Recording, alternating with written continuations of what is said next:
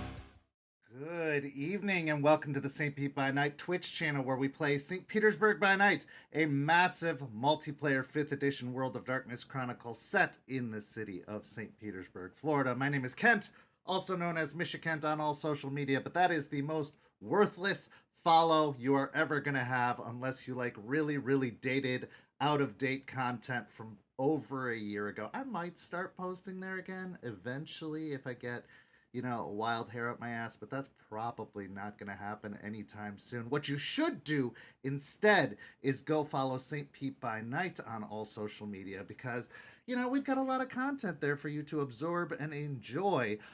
This is Saturday night, however, which means it's time for After Dark. We're not going to be playing Vampire the Masquerade. We're not going to be playing any World of Darkness. Instead, we're going to be talking about the World of Darkness at great length. As here on After Dark, we talk to storytellers, we talk to players, we talk to community members, we talk to movers and shakers within the World of Darkness. And by my own personal opinion, we have a fantastic guest tonight, and that guest is Allie, aka a Fangless Fox, who is a TikTok creator, a content creator, and a dice maker. You may know her from Ember Fox Dice, a great creator of dice. And we're going to talk a bit about the dice stuff, but mostly we're just going to talk about everything and anything under the sun because I have known Allie for a couple of years now. We've had a wonderful friendship, and this place wouldn't be the same without it, for me, at least personally. But let's go ahead and let Allie introduce herself. Hello, Allie. Hey! So, yep, I'm Fangless Fox anywhere you guys are allowed to find me. But I am, as Kent said, the maker of dice, Ember Fox. Yes. And we're going to talk about that, but I also want to talk about this crazy World of Darkness journey we've been on, as well as your overall TTRPG journey, because I always think that it's interesting to hear the origin story, kind of like superheroes, of like how people discovered this crazy obsessive hobby and how someone like yourself is able to turn it into a profession, to turn it into something that you've found so much love for and interest in that you've gone even a step further and really invested in it and made it a part of your life to that degree. But let's go back to the very beginning. how did you first discover TTRPGs, and did you have any preconceived notions about them before you jumped in? Like any biases or any kind of like, well, that's for nerds or anything like that? How did your journey begin? Actually, no, I didn't really have any notions like that. I didn't really know anything about them. I actually got into them through Matt, or a Fangless Wolf. Uh, he started playing while we were still in Fort Lewis, Okay. and we would host. So I would always watch, but I never played. I think it was maybe halfway through their campaign is when I decided, yeah, no, sure, I'll give it a try. And it was Pathfinder. Okay. That's So, a really like intense lesson right out the gate. It's not one of the more simple games. It's very crunchy, very mechanics heavy, but also a really good kind of introduction because then you mhm. can find simpler or more streamlined games and be like, oh, okay, there is role play to be had, and it's not just all dice rolling. Um, Yeah. what was it like observing those first few sessions though? Like what was it about TTRPGs or about the experience that hooked you in, or were you kind of dragged in kicking and screaming at first? I wouldn't say kicking and screaming. I was definitely encouraged to play because I was watching and just asking questions like, what is this? Or like, why can this happen when, you know, things like that. Um, See, we've got Matt in the chat right now, so he's yeah. going to actually fact check you on anything you say. So, just full disclosure, you might as well just admit it. They were begging you to play. But what was your first character like? What do you remember about that first Oh. experience? What did you make? What did you play? What was the story like?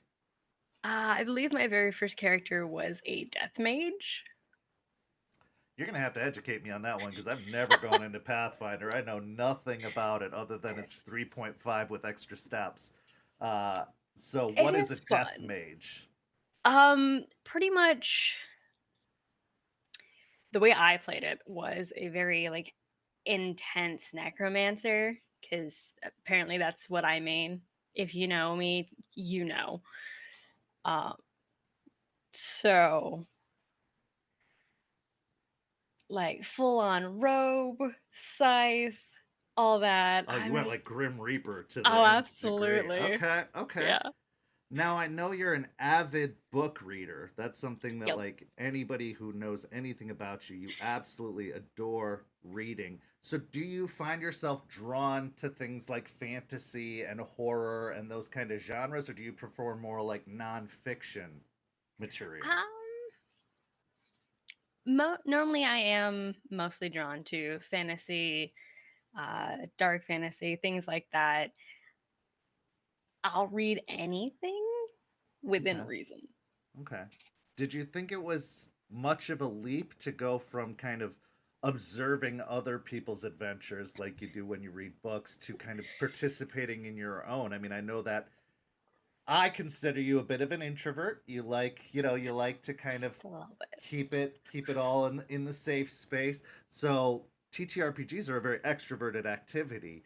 Mhm. Was that a big leap for you, or did you find it kind of a comfortable transition between the two? Because you have a crazy amount of books. I had the privilege and honor of seeing at least a portion of your collection, Yep. and it was a lot. So you have a lot to draw from, a lot of inspiration. Yeah.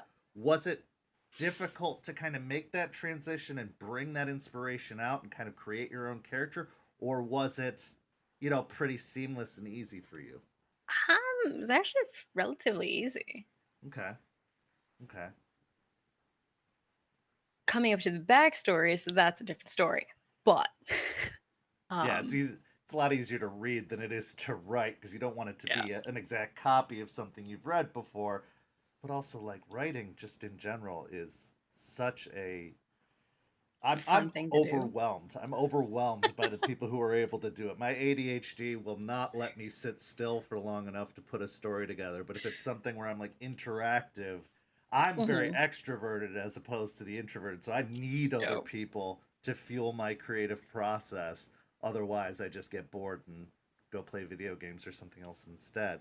Um, Fair. what do you think are some of the biggest creative influences that you draw from when you are coming up with a character or when you are getting into the creative process? Like what do you pick from the most? Um, I would say usually it's something about myself, and I draw about from that most of the time. For some reason, I don't have an answer why, but it's my heritage. Okay. So Like yeah, with, go ahead. sorry, No. but with Aurora, Irish. Um, so And phlebotomy. I know that yep. you also are a trained phlebotomist, and so having that element in your character as well, it seemed like you did project a lot of yourself into that character. But you also, I felt like that character really evolved over the time period of the prevamp, like over those She few did. years. She started off a lot more reserved and then kind of got thrust into leadership because of heritage, and there Yep. was a lot of pressure put on her, and I felt like a lot of that struggle was very subtle, but if you were looking for it you could see kind of the difficulties she was going through, and it made, from my perspective, a very interesting experience to watch because it was subtle as opposed to some of the other characters that were a lot more out there. But if you know how to Hmm. read an introvert, you could see that transition over time that she was going through. What was one of your favorite parts about playing the Aurora character, or at least give people who never got the opportunity to meet her kind of a Oh. overview or a synopsis of the Aurora character? Um, I did purposely make her to be more introverted, more quiet, more of a wallflower, because I wasn't originally going to make her a Toreador. I was going to make her a Tremere. Really? Yes, she was originally going to be a Tremere, but then I was asked to be in Toreador. So I'm like, okay, first time playing the game, why not? Sure, I'll go with, the help. Um, any help that I can get, really, I will go with that. I didn't know she was the prince's grandchild.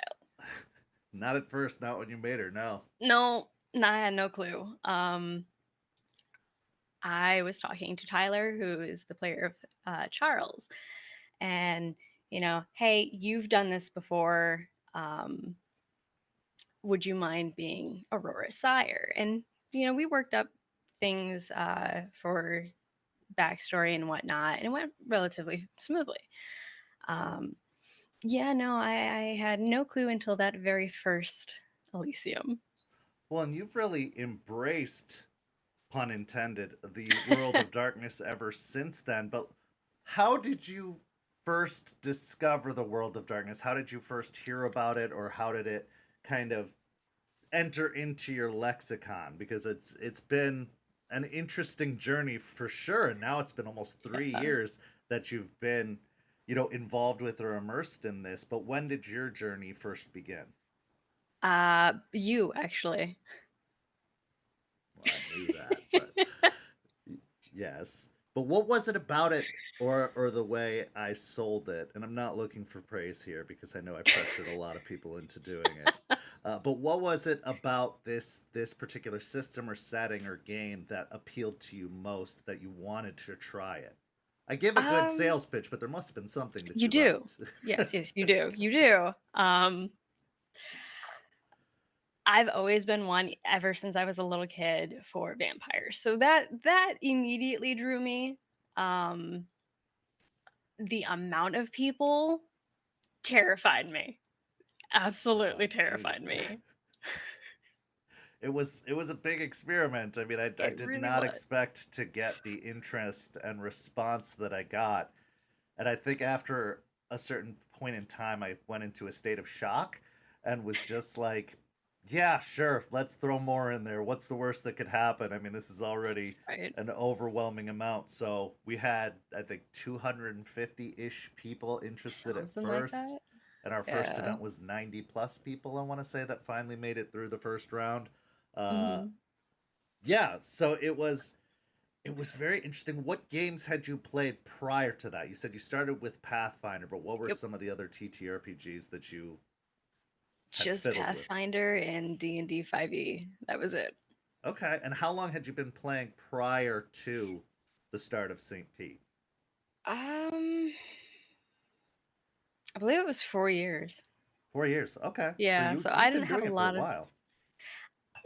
relatively, but more people had a lot more experience than I did. A lot of people discovered TTRPGs during the pandemic, though, and it seems like you Mm, had already been doing it at least for a little bit before the yeah. pandemic hit. What brought you to TikTok? Because one of the things that I admire about you most is that you're really good at creating engaging content on TikTok. Your cosplays are fantastic. Oh, You thanks. choose really good sounds, and you give what we in the theater business call really good face. You're really expressive, and for an introvert, that's got to be a huge challenge. But you really do emphatically emote. Hmm. So what was it about TikTok that kind of drew you into that community and made you decide to create content and start posting stuff? That's not something I'd expect. Having known you now for a while, that seems like it'd be a big leap. Actually, I discovered it through an ad. I think it was on Facebook or something, um, by a TikToker named Ishness. Okay, never heard of them. They're a scare actor. Okay, But that's what brought me to TikTok. I wanted to see more of their content. Um, and it's actually a comfortable place for me. Um, Making the content. I actually try not to emote, but that doesn't happen. you're so good at it. Like you really do. You express, and everything feels purposeful and meaningful. And I feel like you embody a character very, very well. Do you have any kind of theatrical background or making movies or no? Like it's Nope. it's just a raw, natural talent that you have for it. What is your process like in content creation? Everyone has their own spin on things. You get these really great sounds. You put together really great videos. I saw your shooting setup back at Fort Campbell. What's that whole process like for you? um, Really, I just try to get in the headspace of the character. Um, like Aurora, Clarice, now Adelaide. I haven't put anything out for Adelaide yet. Yet. Want to see it? It's a Malkavian. That's a stretch for you. I Yeah, do want to see that. it is a stretch for me. But I hope to do her justice. But it's more so I find a sound that resonates with the character, and I just let that character take over. I don't know if that makes sense, but it does to me. No, it does. It does. You let it really inhabit you, and you can see it in your performances. Again, knowing you like I do, having been on this journey that we've been on together, I've definitely seen an evolution because you were making content for like Nearlin and for D and Mhm. D prior to the shift over to World of Darkness, which Yep, has dominated a good majority of your content it since. has. Yeah. But what was kind of what really called to you about the World of Darkness specifically? Because it is kind of a departure from traditional vampire myths. They incorporate It a lot of that, but is. there's a lot more to it, and they really get a very unique and grounded approach to the vampire mythos. But what was it about that made you want to take it that extra step and start creating content for TikTok for Vampire the Masquerade, especially since it could be a very overwhelming environment at times? What Yeah. inspired you behind all of that? I just really wanted to portray the character. Like, I wanted to show her off. Like, hey, this is something I created. Yeah, and I think you did a marvelous job with that. And honestly, again, the character grew, and I could see you over time. Like you had a really good concept from the get go. I really thought it was a good introductory concept because this well is very very deep. especially with the massive amount of lore. But I found you taking to the material pretty quickly, wanting to learn about the bloodlines and the ancestry and kind of Yep. the lore behind it all. And despite the fact having that surprise, you're related to the prince, and it's you're a lot more Yeah. ingrained in the city than you think you are. I felt like you did really take to it and want to dig deeper. Was that like more of an intellectual because you read a lot of books because you enjoy that kind of stuff, or was there something else behind it? I did want to understand more about the bloodline. But yeah, I like finding out things about the character that even I didn't know. And then growing upon that. So it is, I would say, yeah, it was an intellectual move. Words are difficult. I'm sorry. Yeah, for sure. Describe that first game experience when we actually had our first Elysium, the first get together. What was that like for you? Because again, a lot more people showed up than I expected. It did Hmm. become this big, crazy thing. I mean, it was a lot more like a LARP than it was a tabletop game. It was a very Yeah. non traditional style of play at first. And I'm assuming you hadn't had any LARP experience or anything Nope. like that before that. So what were you feeling going into it, and what was it that kept you from immediately running for the hills, which I would have totally understood after that first experience? I definitely wanted to. It was a lot, but like I made her as a quiet character, so I could learn. Um, but I would say the most interesting would be Adriana. Okay. That first um, everyone look at me moment. Yes. Yeah. Yep. That was something, and I was in awe. Like that's something I could never do. Yeah, and it's funny how dice can play a part in something like that, uh, Hmm. and it adds that random X factor. Is there a particular part of the Vampire the Masquerade or World of Darkness mechanics that appeal to you? Because it is very different, especially coming from a D&D or a Pathfinder background. It's a very different system, and it's a lot to adjust to and get used to. Is there anything about the World of Darkness system that appeals to you specifically, or that you enjoy as opposed to a Pathfinder or a D&D?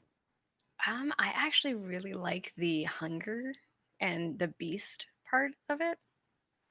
Okay. Because that can, make or break a situation for you.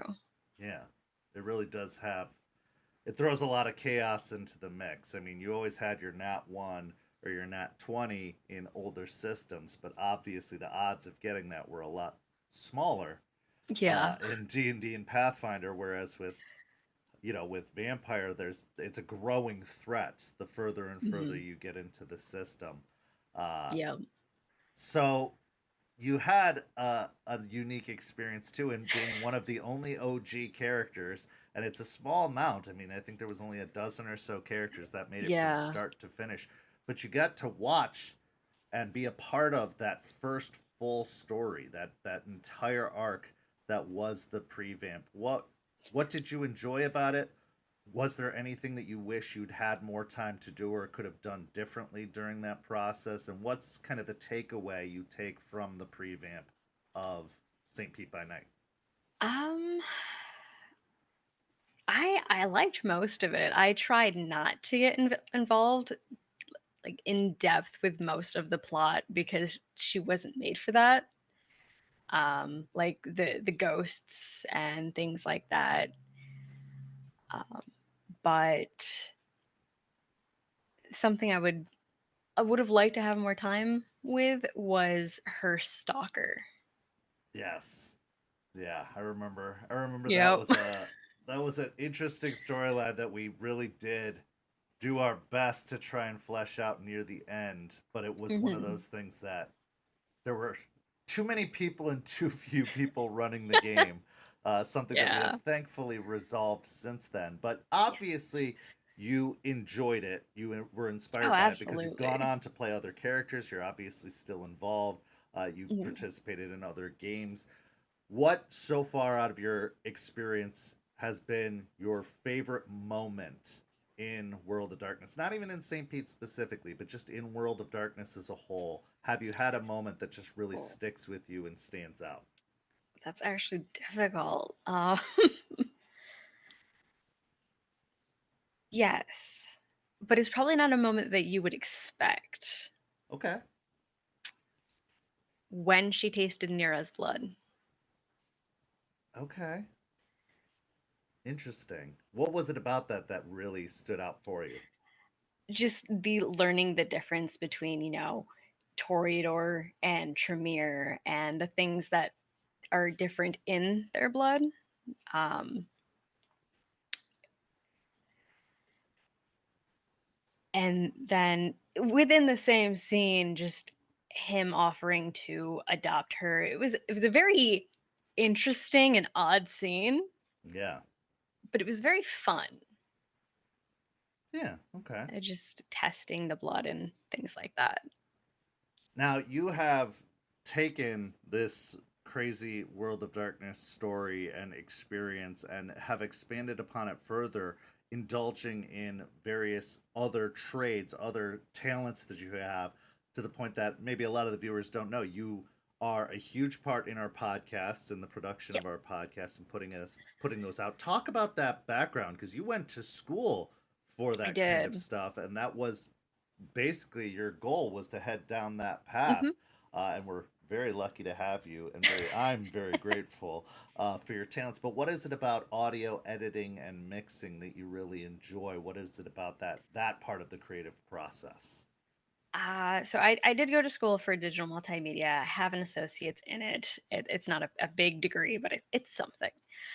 Um, but I actually was awful in it in school. Really? Yeah.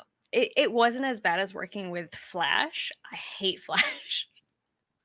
Hated it. Um, but I I could never get them in on time, like because I had these big ambitions and plans of what I wanted in specific audio, and I just couldn't get it all to mix how I wanted. I couldn't get the right tone. I couldn't drop it the right amount. The voiceovers, there were sometimes that I would lose files in school. Not um, any fault of the teachers or anything like that. It was just equipment decided no. It just wasn't working with you. It was you Yep. had the Lasombra Bane before you even knew you had the Lasombra Yeah. Bane. Uh, but you've really taken to it very well. And again, your focus, your ability to be productive and get things done. I mean, I put mammoth tasks on you. I'll dump 15 episodes on you at a time, and you'll have them put together and done for me within just a couple of days. Do Yeah, you enjoy activities like that that allow you to really just zone I in and hyper do. focus? Are you like a grinder like I am, where you just want to get into it and you can Yeah. churn out that kind of content? And has it helped you in things like TikTok creation and other ways in your life? Um, I wouldn't say it helped me in TikTok. I don't really use it. I'm one of the few that don't use CapCut or anything like that. So you do it just raw, Yeah. just straight up TikTok. What? But it Yep. comes off with really incredible quality. I mean, you absolutely have an eye for artistic shots, cuts, editing, that kind of stuff. Even if you are only using the TikTok program, which is incredible to me, because your lip syncing abilities, like everything that you do in the creation of your TikToks, is so. It feels so professional. It feels so high quality and Appreciate high that. class. So you obviously have an artistic eye for it. And speaking of your artistic eye. You have taken this crazy hobby that we participate in, which is TTRPGs, and have made a new trade and learned a new skill, which is dice making. And I'm going to transition here to promoting your business, Ember Fox Dice, which can be found at foxdice.bigcartel.com. What about the dice making profession appealed to you most? Because it's not a cheap thing to get into. There's a It is lot of not. investment. What about that process really called to you and appealed to you? What made you even think that it was something you wanted to try your hand at? Well, I have an out of print die. Um, I couldn't find it anywhere at the time. I just thought it was really cool. I didn't know anything about, out of print or collectibles or anything like that. And I wanted to find the rest of the set. Turns out they didn't make a set, it was just a standalone D20. Um, but I was just like, okay, well, if I can't find it, I want to learn how to make it because I couldn't find anyone that made anything similar. And I looked. Yeah. Um, and there's also a Chessex set called Masquerade, ironically. It's a dark blue and gold Gemini mix, which is also out of print. Um, and it took forever for me to actually get a full set of that because I have D10s in it, but I wanted an actual uh, polyhedral set because at Right. the time I wasn't playing VTM. I knew nothing about it. So I wanted it for a specific character. She was a magus, a Okay. dual wielding magus. Um, but it's really just a gorgeous color mix, and in some places it turns green. So I wanted to recreate that for both of those, for that Right. standalone and that set. Um, so that's originally how I got into it. So you basically had a die that you wanted a full set for. You couldn't find it searching high and low. And I know you do your due diligence and research and looking for something. You don't strike me as the type of Yeah. person who, checks Google once and is like, well, if it's not there, that's it. You Oh, will like pursue and go down various avenues and various methods to try and find it. So you were just like, if I can't find it, I'm gonna make it. I'm gonna get into yeah. this and give it a shot and make it. Do you have any kind of other artistic background, or was this like really your first time pursuing something of, because this is not a small feat. Like It's it's a huge thing to get into just to complete a set of dice. Did like what Do you have a background at all in any kind of art before this? no, No, this is not at all. that's it blows me away. Like what a jump, what a leap, what Hmm. a courageous and bold and expensive endeavor to attempt Yeah. to go into. So when you decided, okay, I want to do this, what were your first steps? Like how did you learn and get in, like how did you pursue this? I'm just absolutely mystified. At the time, I didn't know how in depth or expensive it was. My very first sets, I still have them, are riddled with just bubbles because I'm just, I'm experimenting. Right. I'm curious. Um, and it took a lot to get to the point where I am now. And I'm still making improvements. Like, I sand everything, sand and polish all of them, every single one by hand, and it's it's a lot. It seems like it would be so tedious. Like I've talked to other dice makers and hearing about it, like that's one of their least favorite parts about the process because it can make their hands really sore. It can be just like a constant. How do you stay engaged with that when there are all these other distractions in the world, when it's the most, ADHD culture we've ever had, where there's bright flashing lights and other things that can draw your attention? Mhm. How are you able to focus in on the minutia of the process of like sanding or anything like that? What do you do to keep your mind busy? Um, I will have something playing in the background, like some random show, just for background noise. But I don't know if anyone else does this. I'm sure they do, but they don't like actively talk about it. I will count up to like 8 or 10 and then switch faces and do the same thing. Right. But I also think about the character of the person they're going to. Okay. Do you do a lot of kind of research into, do you talk to your clients or do you talk to your customers about their characters to try and kind of get a feel for that stuff, or do they just give you a basic generic kind of description and you do the best you can with what you get?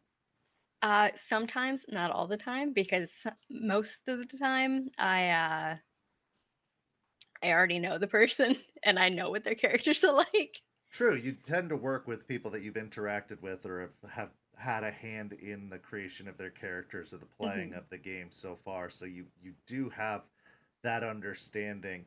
What kind of personal touches do you try to put into the dice that you make? Because it is a very competitive field. I mean, we It have at is. least 3 or 4 dice makers on the server alone, let alone all the others out there. Yeah. What do you do that really sets you apart from others? What kind of personal touches do you put into it? Um, so I will ask if they want shiny or matte, because I'll do both. Mm-hmm. And I leave it up to them mostly. I will send them photos like, hey, do you like this? Do you want me to report it? Um, I'll I go in depth, like how exactly do you want these dice? Because I want them to be perfect. I Right. want them to be loved and used. I don't want them to sit on a shelf and just collect dust. Because I know how I am, and I have a very large collection of dice that I just don't use. Right. They are there to look pretty, and that's about it. Right.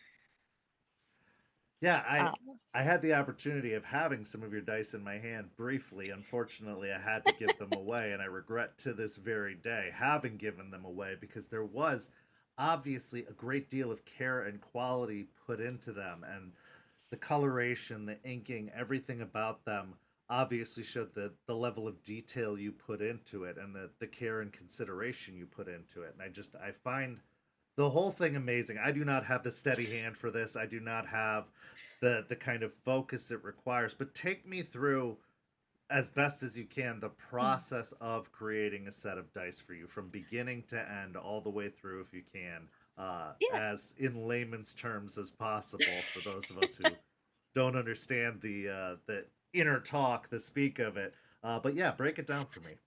I will try my best. Yeah, absolutely. So usually I will ask because I do two different types of blood dye, either clear with crimson or white with crimson. Okay. Um, and it seems to be like a 50-50 split of who wants what. But I will start there and we'll talk about the design, what they expect, what they like don't want.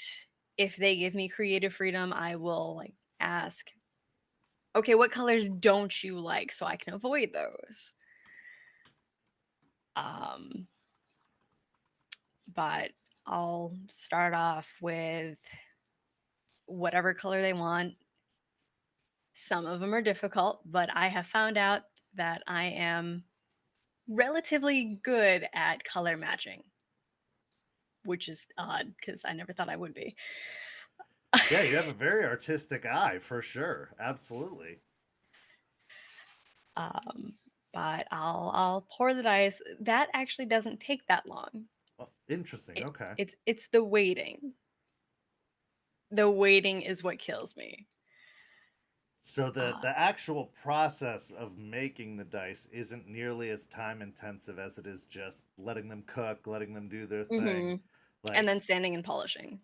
well, yeah, Yeah, I that'll take me a week alone, easy. Um, if I rush it, I can do it in 3 days, okay. but that's really taxing on my hands. What is your favorite set of dice you've made so far? I would have to say Coles. Okay. Which ones specifically, and describe them as best as you can. Unfortunately, I don't have a photo to show. They are a bicolored set that's UV reactive, so the pink is very bright under black light. Okay.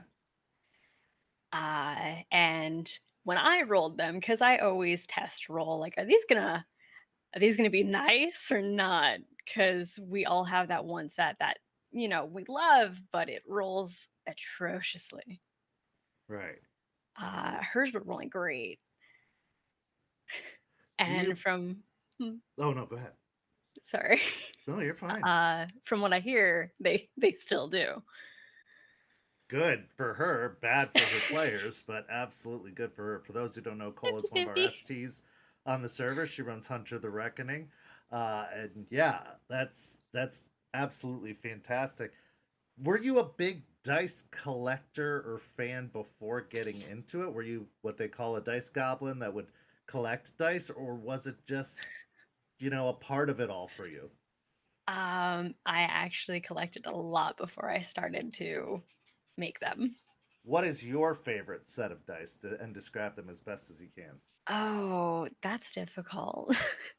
Yeah, I want to know what was your favorite set before you started making? Because I'm sure you probably have a favorite set that you've made, but of the ones Yep. that you collected beforehand, what was your favorite? Um, it's also a standalone die. There's no set, unfortunately, but I would have to say the Chessex Mother of Pearl. Okay, It's kind of like a dirty pour in a way. Not in a way. It is a dirty pour, but with flashes of blue, purple, um, pearl white, and some pink mixed in as well. It's just gorgeous. okay. My explanation does not do them justice. No, yeah, I mean I've never considered myself a dice goblin. Like I have a couple of sets of dice, and I've been gifted some, or uh, procured some before. But like I probably have less than 20 dice total, 30 dice total, and it Oh, we'll it fix is that. no, fix that. It astounds me though because there are people who have traditions or philosophies or superstitions when it comes to dice, and they're very people really love character specific dice. People really Hmm. really love just collection dice that they like because they were pretty for one reason or another. Hmm. What superstitions do you hold when it comes to dice? Whether you're as a player or as a creator or anything like that? Like what kind of superstitions do you have? Do you have a dice jail, for example, or I do not. do you believe they need to be warmed up before you actually start rolling in a game? um, I don't have a dice jail, shockingly, because I will take them out and put them aside, but I don't actually have something to put them in. Um, I I will say I smudge mine. Okay. Yeah, get some of the bad energy out of them and Yep. try and cleanse them as best as possible. Yep. I do that for all the sets that I make and send out. I do that for sets that I've collected because yes, I do collect. I don't specifically have sets for certain characters only. I just pick a set that I think works well with that character, Okay. and I So it have as represents large. the character, whether in the color or the make or the Yeah. style or the font used for the numbering or anything like that. Yep. What is a pitfall that being a dice maker you try to avoid or that you could fall into potentially in the process of making dice? Um, I fall into it a lot. Actually, I am my own worst critic, Okay. and I will think they didn't come out how the customer wants because they didn't come out how I was envisioning them. Yeah. It's actually happened with some of Naber's dice. I've repoured them so many times because I'm actually working on 2 sets for them currently. And it hasn't come out how I want. So I'll rapport them until they come out how I think the character customer wants. Yeah. No, that makes sense. Like you do have a very artist's eye. Like I could tell with the set that I was lucky enough to possess briefly, only briefly. It We'll hurts my make you soul. one. I know, but they were so great. I can tell that there is that perfection to it because it is a very temperamental process. I've learned, like the way it's poured, how long it's cooked or pressurized, or I don't know the official terminology, but like Curing. there are so many potentials for it to go wrong. And I know that most of our dice makers have a tub or a bucket or something of all of the misprints or all of the things that they didn't feel like were up to snuff. Yeah. So I know there's got to be a lot of laser focus and a very discerning eye if you're going to create a product that you're going to put your name on or that you're going to really take pride in. What is probably the most difficult part of it? Because you say the pouring doesn't take very long, but that I feel like has the most potential for user error. You know what I mean? Like Yeah. if the colors won't come out right, or it won't set correctly, or whatever the case is. I mean, once it's in the pot, anything that happens at that point isn't anything that you can account for. Like Yeah. something can go wrong that's out of your control. But with what's in your control, what's the biggest potential for problems? What's the most difficult part of it? Um, I would say it depends on the set and what they want in it. Because I mean, there's a lot of things you can use as inclusions, and that can throw off the weight of the dice. It can throw off the color scheme. For example, a set that I'm making, a VTM set I'm making actually, is supposed to be rainbow, translucent, with black holographic glitter. So if you use too much glitter, like I happen to use too much black glitter, it turned the dice completely black except for on the outer edges. Okay. And you can really only see it if you shine a flashlight under the die. So I would say that would be the most difficult Okay. or frustrating. Right. Um, Who are some of your biggest influences? Who, like, are there any creators that you follow specifically, or anybody whose work that you follow specifically that you find, inspiring or fascinating, or that you're almost like attempting to that you draw influence from? Absolutely. Have you heard of Dispel Dice? I have not. I'm gonna have to No. check that out. Oh, I found them a long time ago, and their dice are just gorgeous. Right. Um, so that's, I would say, one of my biggest inspirations. Okay. Okay. They are certainly where I would like to get to.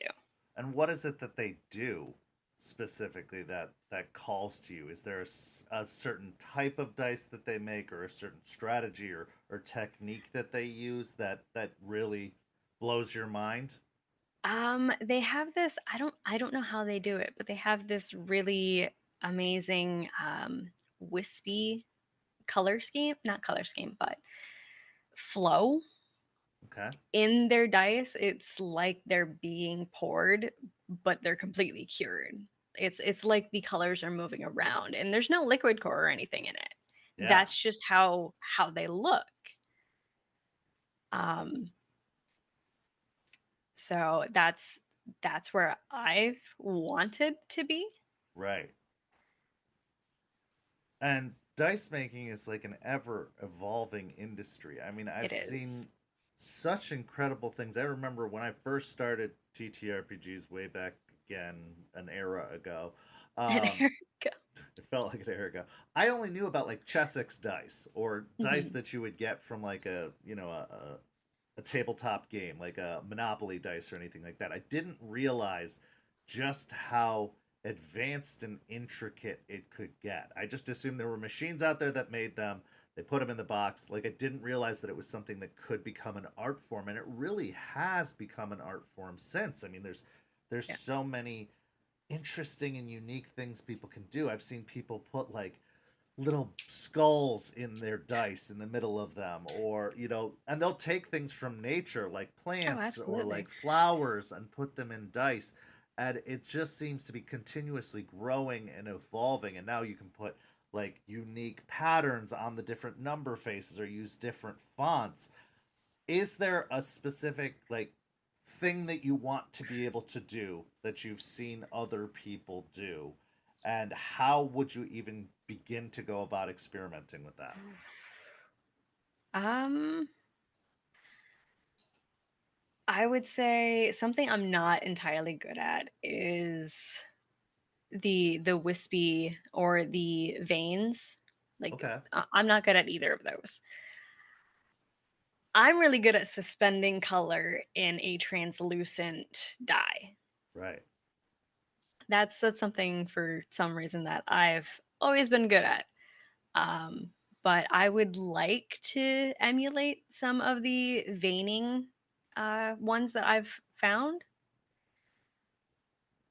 Um, I don't know who makes it, but I found one on Reddit that is just, I don't even know how to explain it, but How does that process even work? Because to me, it's like baking. Like you put it all in a bowl, you mix up the color until you get the color you want, and then you pour it in the pan. You close the pot or the oven or whatever the hell it is, and it cooks, and then it's done. Like when it comes to the small things like the veining or putting things in the center or the way people can make the colors swirl, do you have to like sit there with an eyedropper over the pot? Like, how does this work? It's still just completely mind blowing to me. it does involve a lot of luck. Um, but you do get better with it as you do it, as you progress. Um, I used to only do solid color and that was it. Right. And it's it takes a lot to get it how you want it, but it's worth it. Right. Especially if you're doing a dirty pour. Like they have silicone cups that have up to 5 or 6 chambers for different colored resin. Oh, wow. Yeah, yeah.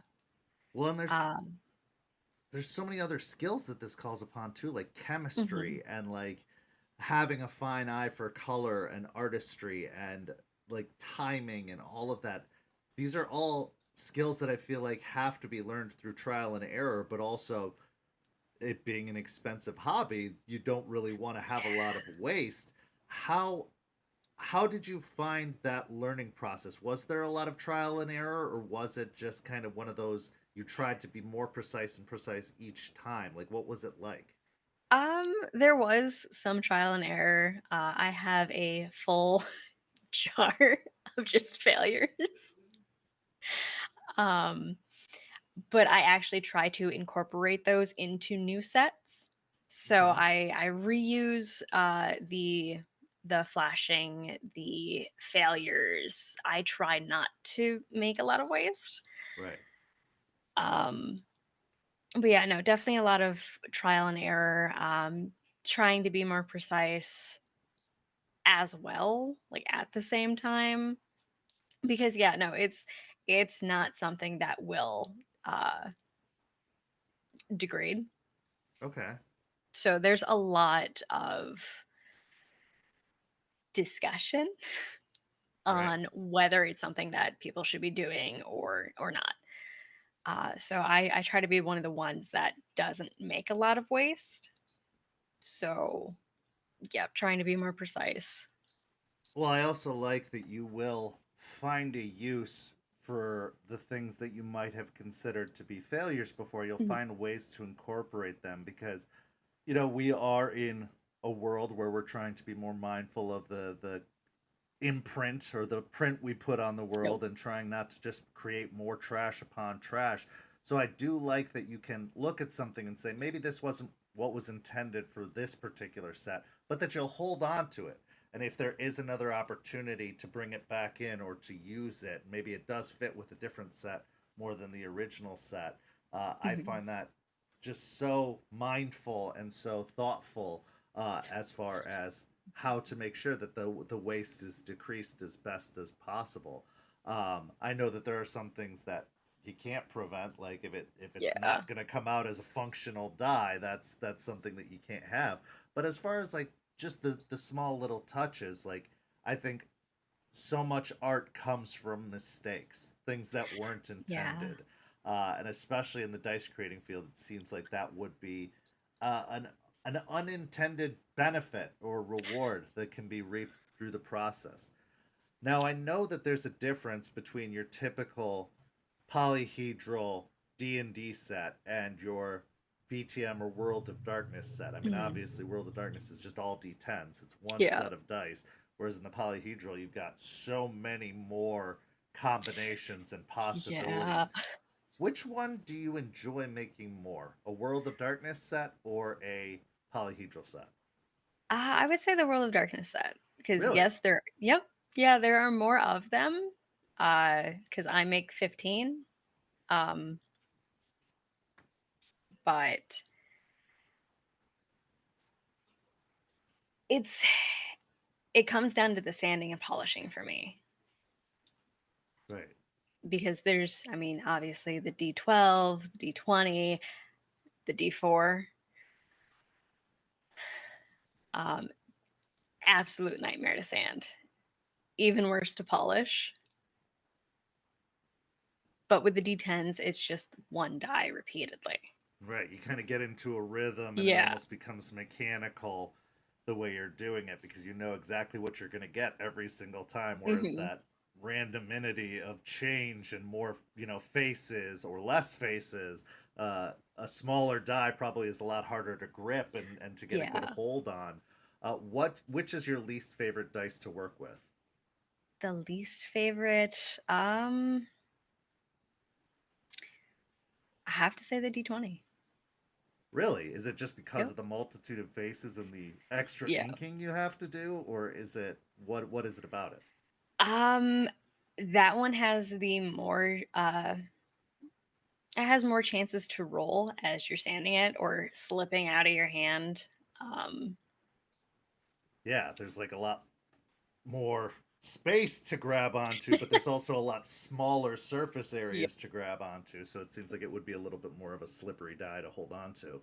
And it's got a higher chance of you fucking it up. Yeah, I could believe that. If you oversand one side, the whole thing's basically ruined. Yep. Like there's no real good way to even it out or Hmm. to even be aware of the differences on the different sides. Yeah, it's an experience, Yeah. and I have absolutely done that. Would you ever try a D100? Because a D100 is absolutely a a marvel to behold in its existence, and the fact that it's basically a sphere with all of those little sides. Would you ever take the leap and do one of those? So funny story. Yeah. I actually am. Yep. Okay, you gotta expand that. That's not a story. That's just a statement. You have to tell me, how did this happen? Well, one of my friends put in a request because they play D&D casually. It's not something that's taken over their life, which totally fine. I admire them for that because they have a lot going on.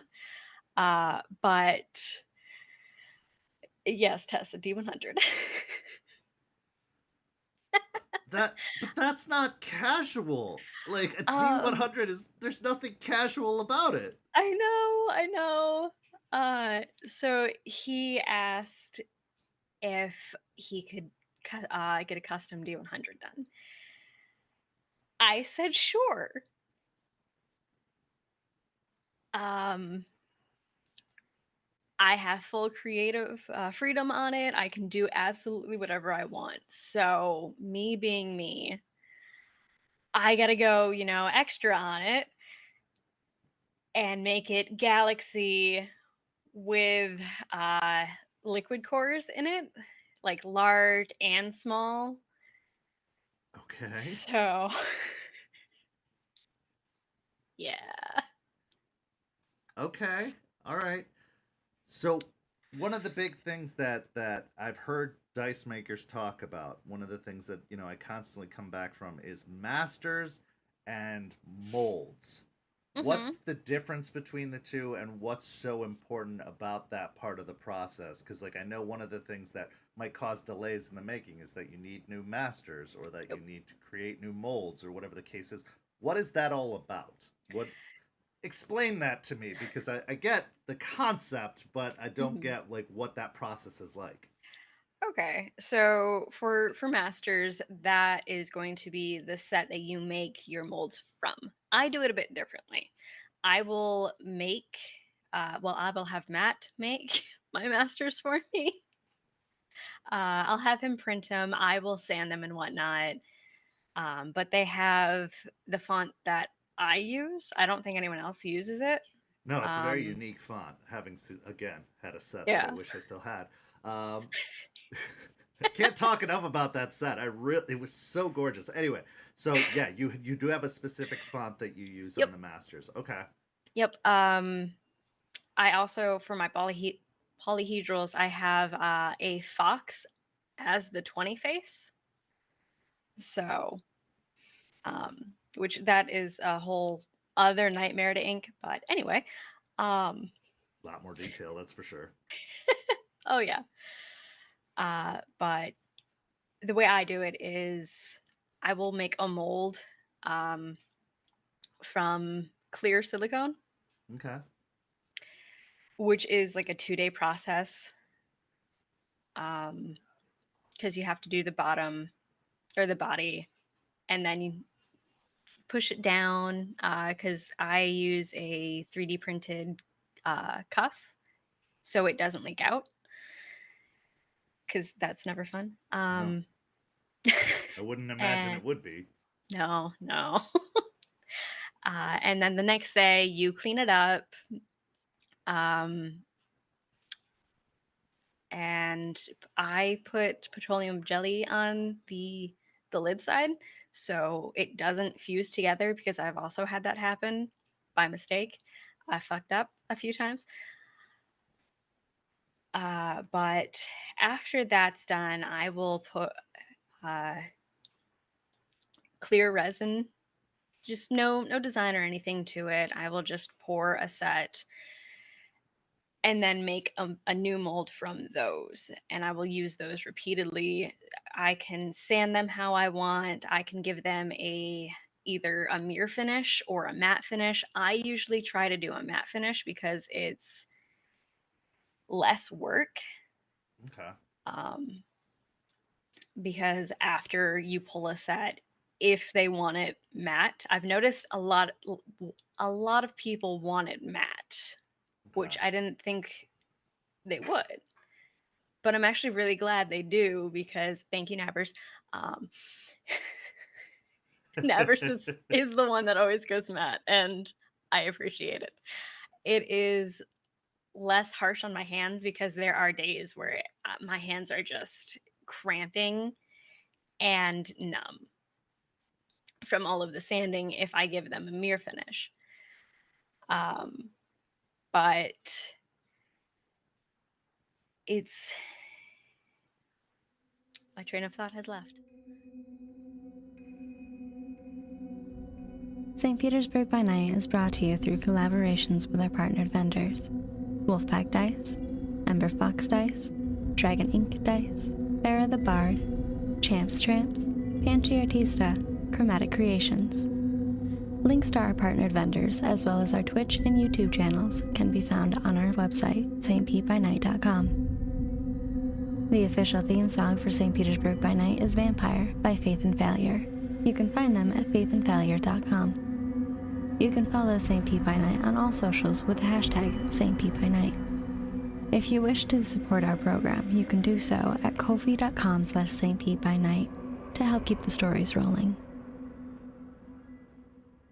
Sure. Well, I've got another question. So the masters, this isn't just like a set of dice that you would use in a game. These are No. specifically for the purposes of dice crafting. So I imagine them to Yes. be a lot more dense, a lot more solid, a lot more, for the craft more than for typical day-to-day use. So it's not like I could just Yeah. grab a random set of dice and say these are the masters. Like you'd have to make them Right. specifically for the purposes. What materials are the masters usually made of?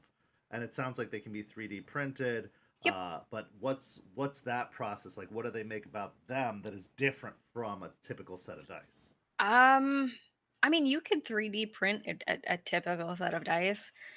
Um, there's not really much of a difference there, but for the masters, they like there's still work you have to do to them if you pick up a random set of dice and say this is it. I mean, it's not really it Right. for the masters, because you have to make sure they are perfect. You have to make sure there's no flaw, because if there is, every set that you make is going to have that same flaw. Okay. Okay. All right. Yeah, I suppose that makes sense. So you need them to be perfect. They need to be Yeah. printed out exactly how you want them, and make sure that all the imperfections, the lettering is exactly where you want it. Is that an in-depth process, or is there like a program that you use, or do you literally just have to like get into architecture mode of like designing it? Like, how does that whole thing work? Because I don't know Um, anything about 3D printing, so you're talking to someone completely out of date here. But like, do you have to get into a program and like align them exactly right on like a computer program before going through the printing process, or how does that all work? yep. Matt actually prints mine. So I'm not the one to talk about that. Well, it's nice to have it in house. Yeah, yeah. I tried going out to other friends, and it was taking forever, like years. Um, so that was kind of why, you know what? Fuck it. We're just gonna get a 3D printer and make it ourselves. Yeah, and that's, I mean, even 3D printers alone, and I know, again, I'm not going to make you answer this, but just the whole concept of like, you just have this Yeah. empty box, and then after a few days or hours, you have something physical in said box is so unusual to me. It seems something like from out of a sci-fi movie, and the fact that they could do this is just so incredible to me. And I've watched TikToks and YouTube videos of the process of it happening, and these just it's wild. It is. But I assume there is definitely a fine touch to making sure that things are centered, that they're Hmm. exactly how you want them to be, that they're sized appropriately. And one of the things I admire most about this craft is that attention to detail. Like, you really do have to make sure the measurements are correct, that everything Yep. is exactly how you want it to be and how it wants to be done. So explain what a pressure pot is, because when I try to picture it in my head, I just assume it's like a crock pot, but I'm sure that's wrong Yeah, in no. so many ways. So what is a pressure pot? What does it look like? How does it function? How does it Um, work? well, let's see if I can phrase this the right way. You can. I I've believe in you. You got this. I mean, I've never been asked to explain a pressure tank before. I don't Uh, get it. okay. Do you know what a paint tank is? Like, The one that you put like the can of paint in and it shakes it really fast? no, no. Then no. Okay. I'm Okay. putting you Well to the test then, today because I am big dummy brain. um, so I don't know how to explain this. All right, well let's take it back a step. What does it Okay. look like? What does a pressure pot look like? I've never seen one in person, which I should have. I was at your house. Yeah, you What did does see it it. Did I see it? I had no idea. So what does it actually look like in its shape? Okay. So it's a I don't know the actual height of it. for me, it's a decent sized cylinder Okay. that has locks on the top of it Okay. and a pressure nozzle on and pressure nozzle and pressure gauge on the top, Okay. so you can gauge the pressure and whatnot. And I don't go above 40. Okay. But the tank is actually refurbished from um, a paint tank. Sure. But yes, it was the silver tank that was on the floor by the Okay. table. Okay. You've seen it, you just don't know you did. I had no idea that's what it was. Like I would not know the difference. I know that one of the hazards of doing this is that you are working with toxic chemicals. Like you are working with potentially problematic and toxic chemicals. How do you account for that, and what kind of, preventative measures do you take? Is there a certain safety thing you need to do? How does that work?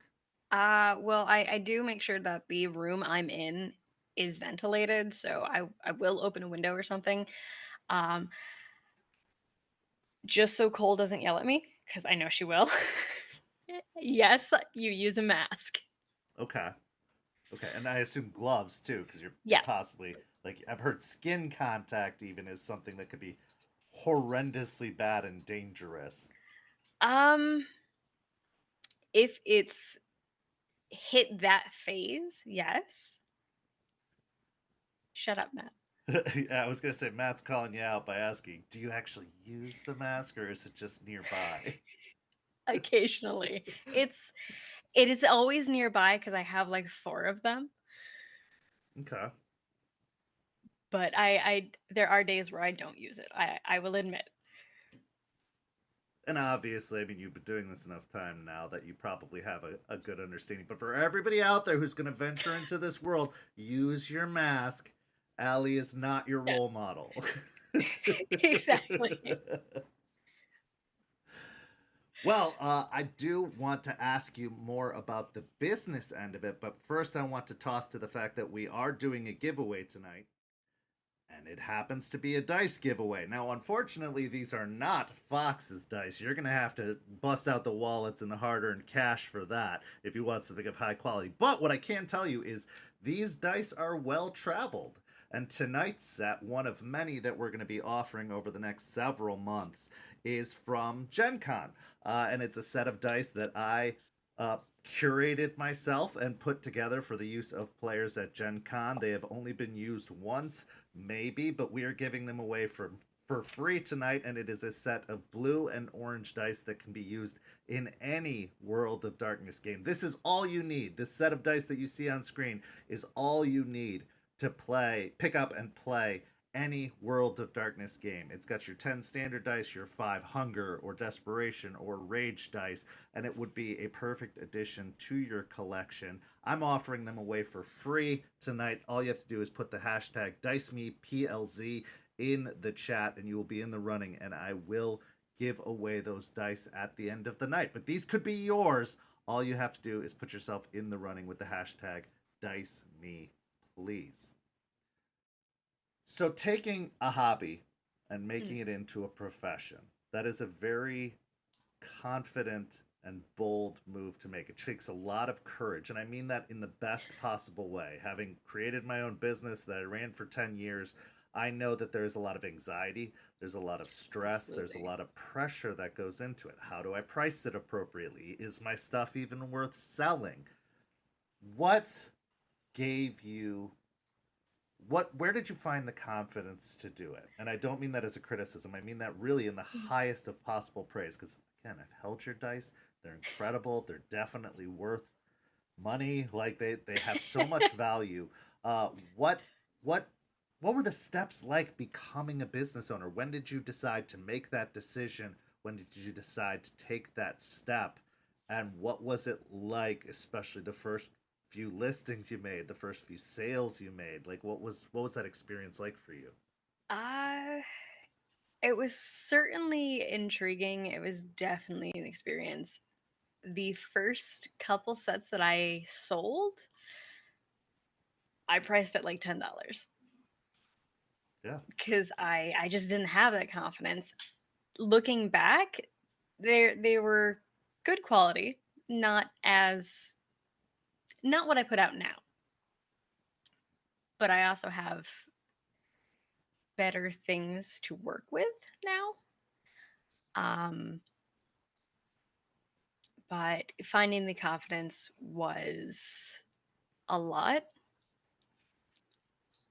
And there are times where I still don't think of that. You know, I don't have it. I don't have what it takes to sell this stuff. Like it's not worth it. I'm proven wrong. I can tell by the look on your face you're gonna yell at me. Absolutely. Absolutely. But continue. um, but it's the reassurance from the ones that have bought the dice, from the people that are in my life that you know have been there since I started and just keep pushing me forward. They're what uh, give me the confidence, the boost I need to continue. Well, one of the things I've noticed, or at least heard about the dice creating community, is that it's a very supportive environment. Everybody wants to see everyone else do really well.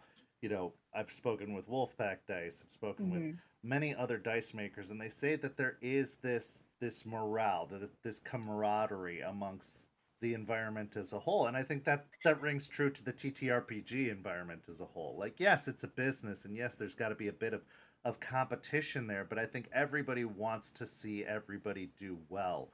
And I think that Yeah. really speaks to the type of people that get into this racket, that get into this thing, is that they are artists at their core, and it's not necessarily about how much money they can make or anything like that, but it's about just sharing the love of this craft, the love of this product. Have you noticed that to be the case in your research and in your kind of time in the community? Have you found it to be very supportive? Do you exchange ideas with everyone? I know, again, being an introvert, probably not as much as others do, but like, do have you found that to be the overall case, that it is a very positive and welcoming community? And what's your experience been with that? From my experience, yes, I haven't dipped my toes in um, as a very like extensively, um, but I occasionally will ask for advice or um, give ideas out to either people that are starting out or people that have done this way longer than I have. But yeah, it's a very comforting environment Good. despite having that. I wouldn't really say uh, competitiveness. Yes, we all want to succeed, but we also want all of us to, Yeah, it kind of have. raises everybody Yeah. up. It's not about, beating someone out. You want everyone to succeed. And I think that, especially in dice making, that makes sense because there's always a market for it. There's enough dice Mhm. goblins out there to support everyone. They're going to want everyone's styles. They're going to want multiple styles of that everyone. And I think that that collector mindset, or, dragon horde mindset, when it comes to dice, probably helps in encouraging that community. You're only going to buy one core book from, one game or from several games. It's not like that's not the case with dice. You'll see people who want character specific dice, or Mhm. want various different makes and molds and models of dice. There are various different fonts of dice. So I feel like there's got to be a lot more opportunities in the Yeah. dice making community, which helps kind of keep that competitiveness at bay. If there was a dice maker that you wanted to be the most like? If there was one that if you had the opportunity to kind of sit at the feet of them and listen to them or watch their process more closely, who would it be? Um, there would be a few. Top of the list again, Dispel Dice, just because I want to learn how they do it. I'm sure there's some trade secrets that they can't share, but Oh, probably. yeah. Are there any other dice makers that you are like inspired by or that you're fond of or that, like to watch their craft? Yes, Pixel Raptor. She is amazing. She does a lot of glitter, Okay. much more than I will ever do, but they come out so well. Um, there's vibrancy in the color. You can clearly tell what's in the dice. You can clearly tell the shape of the glitter because she will use more than just one. Okay. All right. If someone was trying to get started in dice making, if they saw this video and was like, that sounds so cool, I want to get into it, what are some maybe tips that you would give them? What are some of the materials? What are the basic level that they would need to get started? And what are they looking at realistically in terms of investment? Because there are those who want to go full bore that get all of the different colors and all of the different inks. But if they were just starting out, if this was something they wanted to dip their toes in, what would they need? What would you advise them? And how much approximately do you think it would cost? Oh, I'm not good with numbers, so I can't give approximates. Well, at least give me a shopping list for Oh people yeah, who yeah. want to get started. Um, Word of advice would be definitely don't give up, because there's like no matter what you do, even if you've done this forever, you're still gonna have trial and error.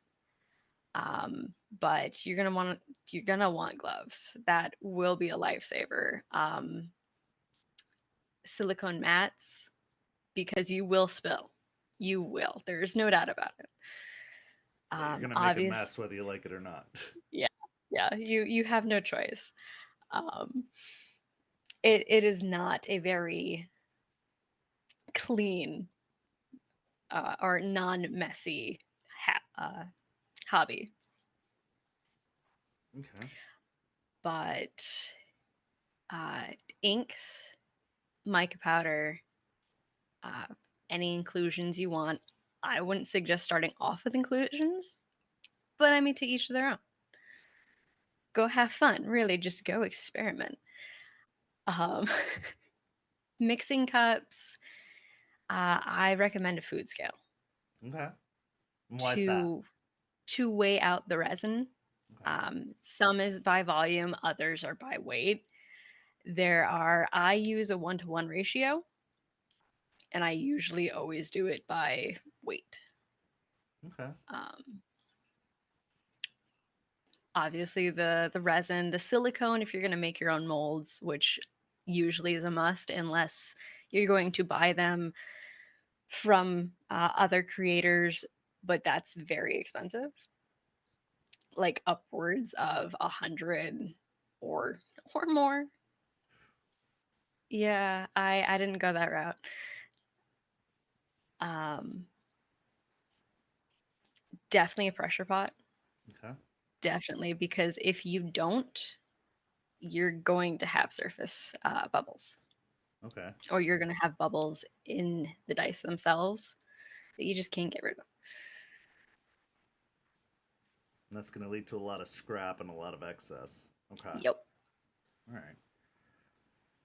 So I want to transition now from the dice making to your current game because you're in a game called Amateur Hour, and Yes. rumor has it that one day this game will come to stream. So I want to talk a little bit about Adelaide. I want to talk about the game, and I want to kind of give people a taste or a sneak preview of what's to come with Amateur Hour. Because anybody who's been following TikTok has checked out the Tampa Bay Terrors Yep. TikTok as well as the TikToks featured on our website.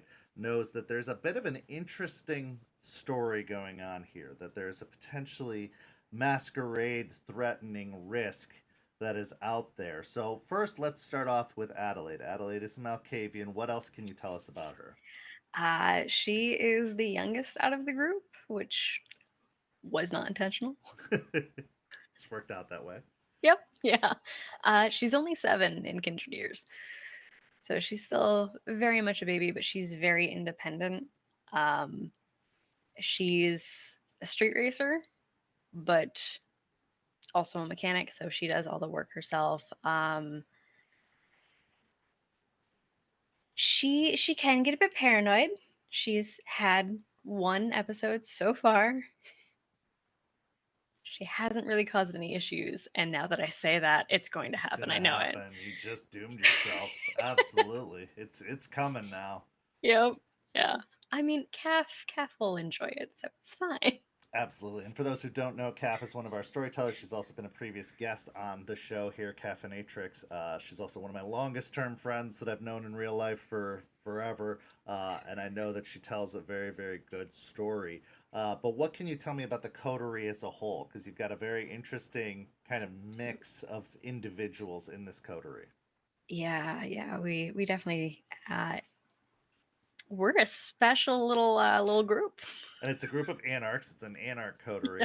And you've got a very interesting combination. But give me your perspective, maybe as a player or even a little bit as a character, as to the other members of the coterie.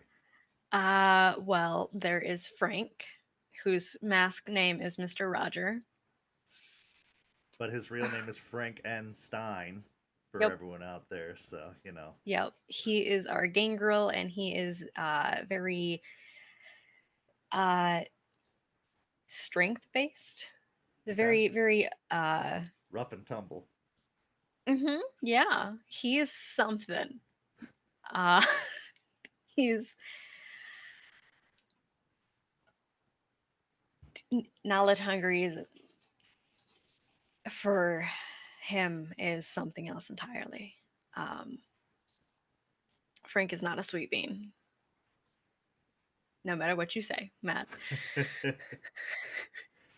And of course, Frank is portrayed by our beloved Fangless Wolf, also known as Matt, the Matt that has been mentioned many times on the show and has also been dropping truth bombs in the chat this whole time. Yeah. It's rude.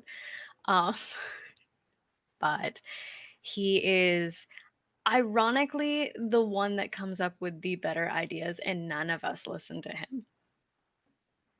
It's a mistake. It is. But he used to be a what was it, a forest ranger? Um, and he's not that great with technology. Like, he broke a phone trying to Google the size of an elephant brain. Okay. Okay. And then frenzied because of it. Yeah, it's an experience. Then there's Ripley, who's a Tremere, who, from Adelaide's point of view, has become the group's therapist. Interesting. Okay. Really, he's just getting dirt on all of us, Sure. Yeah, as to a Tremere inevitably screw does. you over. Yeah. Yeah. um, and then there is Tori, who is Ravnos, who is the newest member in our group, and we don't actually know much about her. Okay, so just slowly being introduced and rolled Yep. out. Now, one of the things about this story that I find very interesting is that you happened upon this podcast that's been airing that has been starting to reveal truths and secrets that shouldn't necessarily be known as widely as they are. What is it about this story that appeals to you, and are there any interesting moments that have happened so far that you can discuss, or like what's your favorite moment that's happened in the game so far? My favorite moment's one of a personal one for Adelaide. It was a hunting scene. She was trying to hunt down a residence. I forgot which one it was, but she was hunting down a residence, ended up paying for this woman's gas, because gas prices awful. So while paying it forward, she's also taking what she needs, and then cloud memory and getting rid of the evidence and whatnot. Um, but that was my favorite moment because it was just something that most people wouldn't think would be a favorite or something that was extremely impressionable. Sure. But we almost got shot twice in the first night. Good, good. Great Oh start. yeah, yeah. Oh, it's been an interesting interesting thing trying to hunt this podcast crew down. Um, Well, especially for a group that isn't necessarily the most technologically savvy. yeah, But yeah. that is the best part I've found about these kinds of stories is the struggle. Like I think that in a lot of games, especially D&D or other adventure games, people are all about their strengths, winning, overcoming these odds, or being the best at something. Whereas I think Mm, that in World of Darkness, especially Vampire the Masquerade, the struggle is what makes the game fun, is trying to find ways to overcome odds when they're dead set against you, and like really leaning into the flaws of a group. So I think it is a yeah. very cool opportunity that this story's focus primarily seems to be on one of the weaker points of the characters and how they're going to overcome that or how they're going to get around that. And I think that's just a super, super cool part of it all. And I think it's going to be a really big, fun adventure for people to watch and to see the frustrations that come out of situations like that. Oh yeah. Now, I want to talk about, as our last topic, the world of darkness in general. Obviously, Mm. the world is a lot bigger than a lot of other games are. It's not just limited to Vampire the Masquerade. Have you had an opportunity, or do you have any interest in exploring some of the other splats, like Hunter the Reckoning, like Werewolf the Apocalypse? Because it does tend to become like quicksand that once you get a Mhm. taste of it, you start to sink, and everything else pulls you in. Is there anything that appeals to you about any of the other splats or settings? Um, yeah, I am interested in Hunter. Werewolf as well. I think I would jump into Werewolf first. Okay. Uh, I haven't read much on the fifth edition of Werewolf, but I was in a game where I got to play Foxkin or a Oh, nice. Kitsune. Yep. Yes, and I absolutely loved it. Yeah, So I would definitely hop into Werewolf. it's got a different pacing, and it's interesting because it having just been released, it's still obviously growing and evolving, at least in the fifth edition. But there's a lot of great old resources and material. There's a lot of lore in World of Darkness too, and I don't know how much you really enjoy engaging with the lore, but I assume as somebody who likes to read, that there are some things that appeal to you. Is there a particular piece of lore that you found yourself especially drawn to or attracted to that you ended up wanting to look more into? Um, I've actually wanted to look more into a lot of the lore, like the Zemitzi lore, because that. I mean, I even asked you the um first iteration if I could play as Zemitzi. You told me no. I understand. That is a very deep end of the Yeah, pool to jump yeah, into for a first time.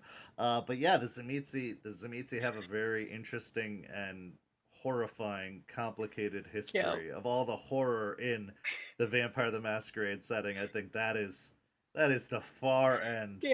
of it all. But I do think that it is fascinating and it is very complex. And I would be Hmm. very interested to see your take and your exploration of the Zamitzi because I think it can go a lot of ways, but it's unique for Yeah. everyone. It's a journey for everyone, and Yeah. that's a very cool thing. So I have some lightning round questions that I'm going to Okay. ask you to put a bow on this. But my last question before we get to that is, where do you think the world of darkness is heading? You have helped as a moderator and a staffer for quite some time now. You've seen kind of the release of materials. You've seen what we've had to process and is coming down the pipeline. where do you think the World of Darkness is headed from here? What do you think is going to be the next major release? Is there anything that you've heard or has been announced that you're excited for or excited to learn more about? Let's just talk about that in general. Um, I'm still learning a lot about World of Darkness, so there are going to be people who are much more experienced than I am when it comes to this. Uh, but from what I know of it, I like where it's going. I'm interested in uh, the release of Gehenna War. Gehenna War, yeah. Yeah, it's going to connect a lot of dots from where the Yeah. older editions left off and where the new edition is now. And I'm hoping it's going to fill in some of the gaps in the lore and Mhm. give us a little bit more insight into what is either has gone Yeah. on or is going on in the current setting that they've only really alluded to. And hopefully it'll, put another chapter into some stories that have long been written. I mean, 33 years this game has existed, but it has lore dating back to the dawn of time. It's a Yeah. long story, but it's a really, really good story. Are there any splats or, settings within the world of darkness that you have absolutely no interest in exploring? Like, obviously, we've got mage, wraith, Um, changeling, demon, mummy, Promethean. Like, there's all of these different takes on the world of darkness. Are any of those that you look at it and you're just like, yeah, that's not for me? Or do you think you would dip your toes in all of those different pools? um, I would try most of them. I'm not sure about Mummy. That's not my thing. Yeah, it was a choice to say the very least. But yeah, so you think you try Mage when it comes out, or I Wraith if they think so. release a fifth edition update? Okay, okay. Is there a horror element that maybe you'd love to see injected into the world of darkness that you either don't know about or that doesn't exist yet? Oh, that's a hard question. I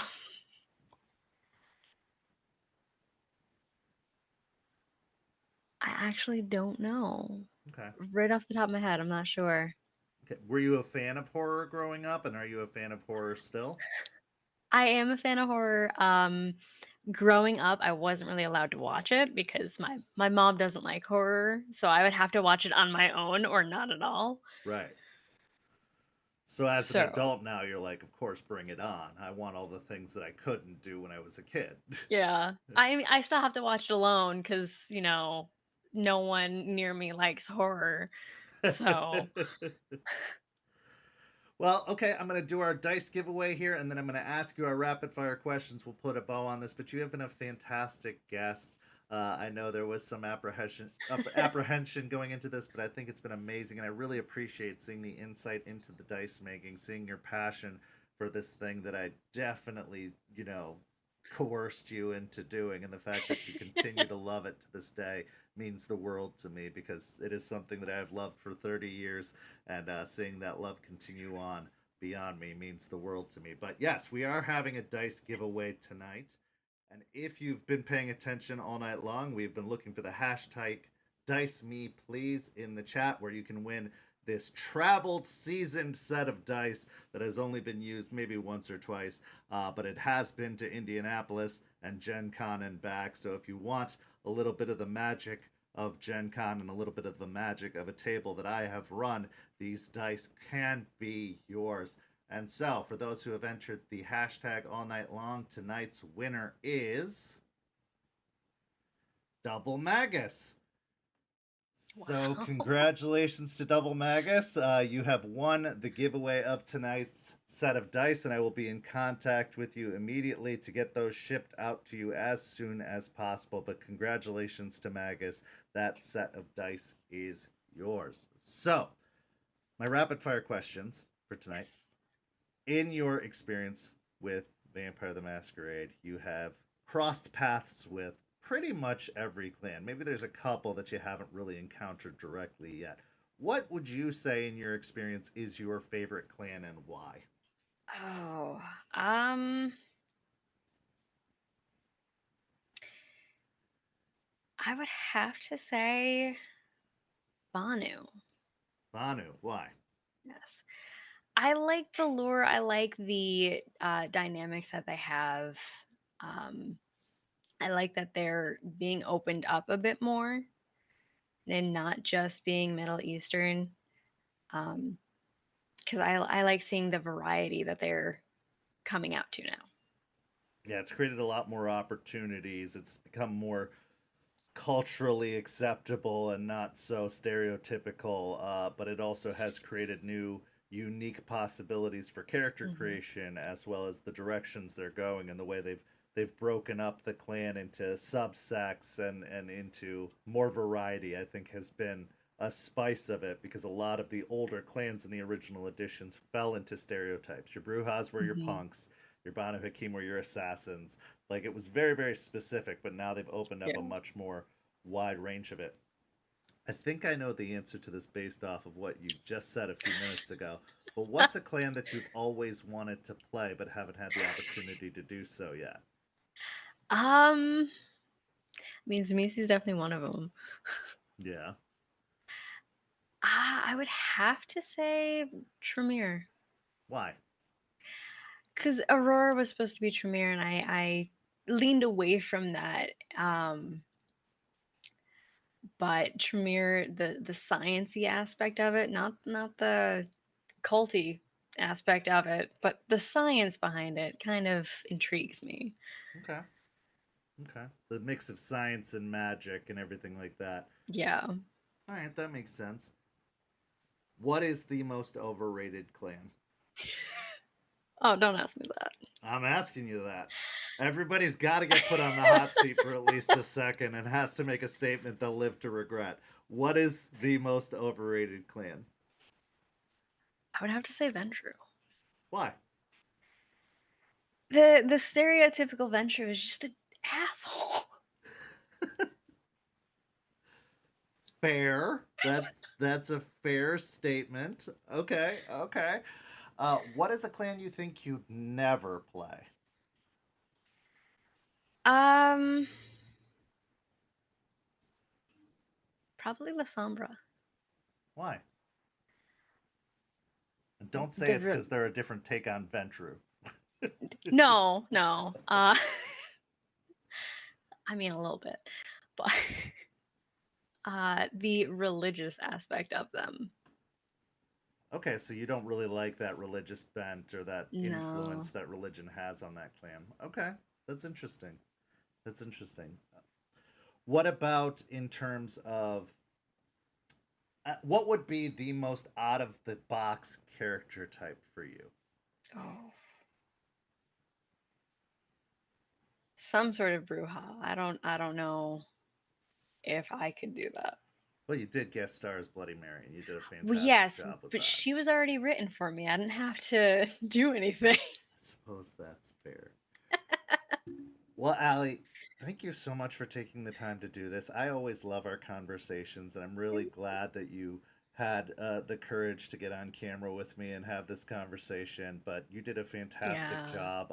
I am really, really a huge fan of you and the work you do. I want to remind everybody to go support Allie in all of her creative endeavors. First, we're starting with her TikTok, a fangless fox on TikTok. You can see that cosplay and all those videos that I was fangirling about earlier. There's so much incredible content on there, and we're really gonna push and pressure Allie into making some Adelaide content coming soon. But it is just a really, really good follow, a good watch. Allie is one of the friendliest and most accommodating people I I know, and I try. think that it's a worthwhile follow. And so I definitely encourage everyone to head over to tiktok.com/ at a fangless fox. It's a fun follow. Also, head on over to Ember Fox Dice big or foxdice.bigcartel.com.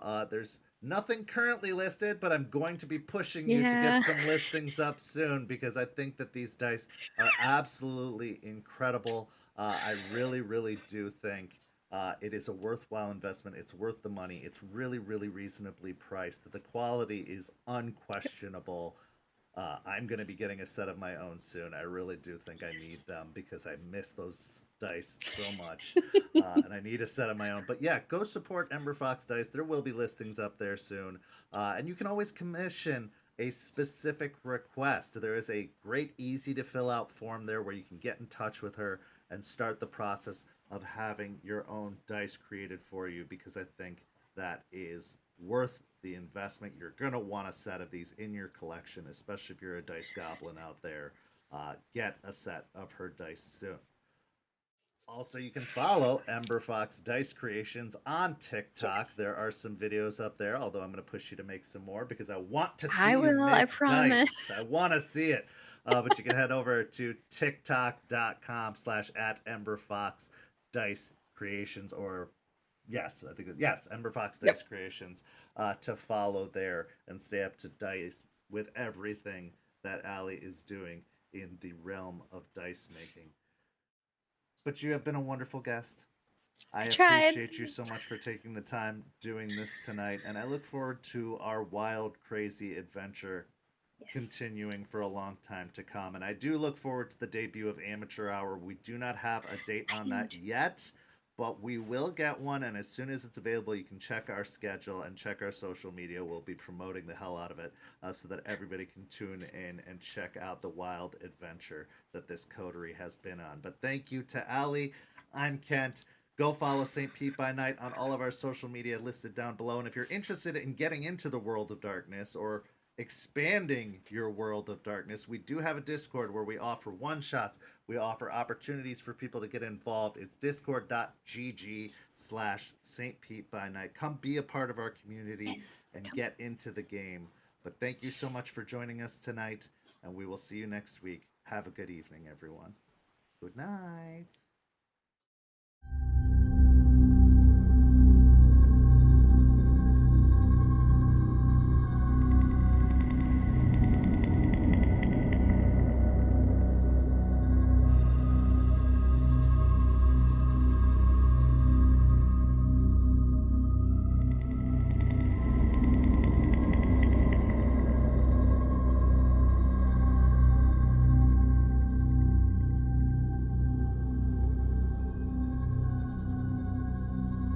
This has been a St. Petersburg by Night production. After Dark is produced in agreement with the World of Darkness and Darknet. The host for After Dark is Kent. Visit our website at stpetbynight.com for more information about all of our productions and how you can become part of our community. Thank you for listening. Until next time, fangs, stakes, and claws out.